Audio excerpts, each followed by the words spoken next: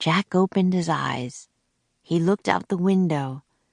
The treehouse had landed inside a large white room. "What kind of training place is this?" asked Annie. "I don't know," said Jack. The room was round. It had no windows. It had white floors and a curved wall lit by bright lights. "Hello," Annie called. There was no answer. Where were all the astronauts and space scientists?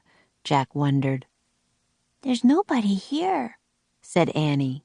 "How do you know?" said Jack. "I just feel it," said Annie. "We'd better find out where we are," said Jack. He looked at the page in the moon book. He read the words below the picture of the dome. A moon base was built on the moon in the year 2031. The top of the dome slides open to let spacecrafts enter and leave. "Oh, man," Jack whispered. "What's wrong?" said Annie. Jack's heart pounded with excitement. He could hardly speak. "We've landed inside a moon base," he said. "So?"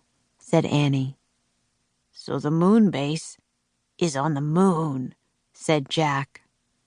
Annie's eyes widened. "We're on the moon?" she asked. Jack nodded. "The book says the moon base was built in the year 2031, he said. "So this book was written after that, which means this book is from the future." "Oh, wow," said Annie. "Morgan must have gone forward in time to borrow it from a future library." "Right," said Jack. "And now we're in the future on the moon." Squeak, squeak. Annie and Jack looked at Peanut. The mouse was running around in circles. "Poor Peanut," said Annie. She tried to pick the mouse up, but Peanut hid behind the mango on the letter M. "Maybe she's nervous about being on the moon," said Annie. "She's not the only one," said Jack. He let out a deep breath, then he pushed his glasses into place. "So what's a moon base?" asked Annie. Jack looked at the book. He read aloud. "When scientists visit the moon for short periods, they eat and sleep in the moon base." "A space motel," said Annie. "I guess," said Jack. He read more. "The small base has a landing chamber and a room for storing spacesuits. Air and temperature controls make breathing possible." "So that's why we can breathe," Jack said. "Let's explore," said Annie. "We have to find the fourth thing for Morgan." "No, first we should study this map," said Jack. He pulled out his notebook. "You study it," said Annie. Jack copied the map. Then he drew in the treehouse. "Okay," he said. He pointed at the X in his drawing.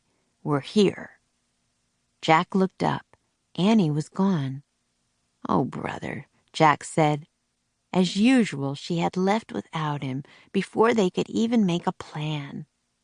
Jack put the moon book and pencil into his pack. Carrying his notebook and backpack, he started out the window. Squeak, squeak. Jack looked back at Peanut. The mouse was running back and forth on the M. "Stay here and be safe," said Jack. "We'll be back soon." Jack swung himself over the windowsill. His feet touched the floor of the landing chamber. "Annie?" he called. There was no answer. Jack looked at his diagram. It showed only one way to go. Jack walked along the curved white wall to the stairs. He climbed the steps to a hallway. "Jack, hurry!" Annie was at the end of the hallway, standing in the airlock. She peered out a window in a giant door. Jack hurried toward her. Annie stepped aside so he could look out the window, too. "Oh, man," said Jack.